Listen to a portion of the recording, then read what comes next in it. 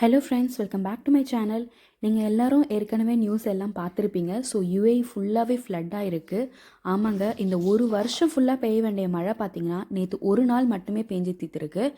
அது இல்லாமல் இந்த யுஏஇயில் 75 இயர்ஸ்க்கு அப்புறமா இது மாதிரி ஒரு நேச்சுரலான ரெயின் இப்போ தான் வந்து ரெக்கார்ட் ஆகிருக்கு.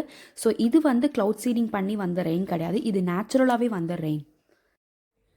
அது மட்டும் இல்லாமல் துபாய் கவர்மெண்ட் பார்த்திங்கன்னா ரிமோட் ஒர்க் ஃபெசிலிட்டிஸ் வந்து எல்லா ஆஃபீஸ்க்குமே கொடுத்துருக்காங்க. அண்ட் ஆல்சோ ஸ்கூல் எல்லாமே பார்த்திங்கன்னா ஆன்லைன் கிளாஸஸ் போயிட்டுருக்கு. இன்கேஸ் நாளைக்கு யாராவது ஒர்க் போகிற மாதிரி இருந்திங்கன்னா கொஞ்சம் சேஃபாக ட்ராவல் பண்ணுங்கள். ஏன்னா துபாயில் இருந்து மற்ற எமிரேட்க்கு போகிற பஸ்ஸஸ் எல்லாமே பிளாக் ஆகிருக்கு.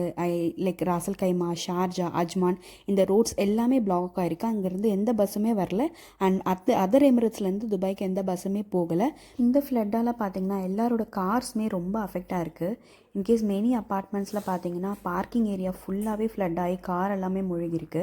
அது மட்டும் இல்லாமல் நீங்கள் மெட்ரோ யூஸ் பண்ணி ஆஃபீஸ்க்கு ட்ராவல் பண்ணுற மாதிரி இருந்தால் ஒரு சர்டன் ஸ்டேஷன் வரைக்கும் தான் மெட்ரோ ட்ரெயின்ஸுமே வந்து அவைலபிளாக இருக்குது.